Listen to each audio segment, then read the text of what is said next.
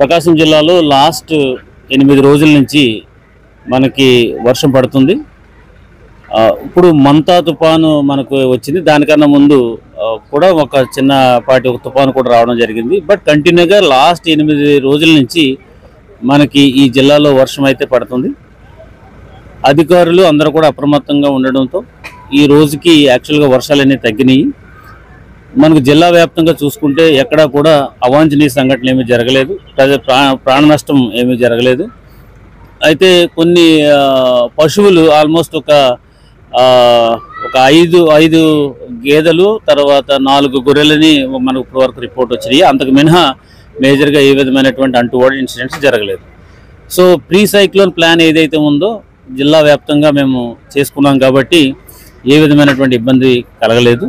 ఇప్పుడు సైక్లోన్ అయిపోయిన తర్వాత పోస్ట్ సైక్లోన్ ప్లాన్లో మనం ఉన్నాము. పోస్ట్ సైక్లోన్ దాంట్లో ముందుగా చేయవలసింది ఏంటంటే, ఎక్కడైతే మనకి వాటర్ లాగింగ్ ఉంటుందో ఆ వాటర్ లాగింగ్ అంతా కూడా ముందు క్లియర్ చేయాలి. తర్వాత రీహాబిలిటేషన్ సెంటర్స్లో ఎవరైతే ఉన్నారో వాళ్ళ యొక్క యోగక్షేమాలు చూసుకుని అంతా క్లియర్ అయిన తర్వాతే వాళ్ళని పంపించాలి.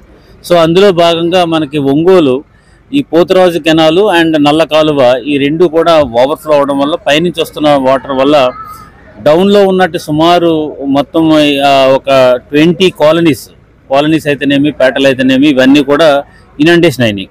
సో కమిషనర్ గారు రాత్రి నుంచి తర్వాత మార్నింగ్ నుంచి కూడా వారు ఫీల్డ్లో ఉన్నారు. నేను కూడా ఇందాక పోతురాజు కెనాల్ అక్కడ ముప్పు కాలనీస్కి వెళ్ళడం జరిగింది. ఈరోజు ఇక్కడ నవోదయ స్కూల్లో కూడా వాటర్ రావడం వల్ల ఇక్కడ కూడా రావడం జరిగింది.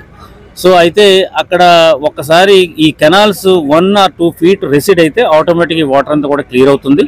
సో అబ్స్ట్రక్షన్స్ ఏవైతే ఉన్నాయో అవన్నీ కూడా ఇప్పుడు క్లియర్ చేయడం జరుగుతుంది. సో అందరూ కూడా ఫీల్డ్లో ఆఫీసర్స్ ఉన్నారు. ఇక్కడ నవోదయ స్కూల్కి వచ్చేటప్పటికి ఇనండేషన్ అయింది. ఓన్లీ క్లాస్ రూమ్స్ వరకు ములిగినాయి అని చెప్పేసి ప్రిన్సిపల్ గారు అంటున్నారు. సో మిగతా అంతా కూడా హాస్టల్స్ కూడా బాగున్నాయి కాబట్టి పిల్లలందరూ కూడా హాస్టల్లోకి షిఫ్ట్ చేయమని చెప్పేసి మేము చెప్పాము. వీళ్ళకి ఇక్కడ భోజన ఏర్పాట్లు కూడా చేయడం జరుగుతుంది.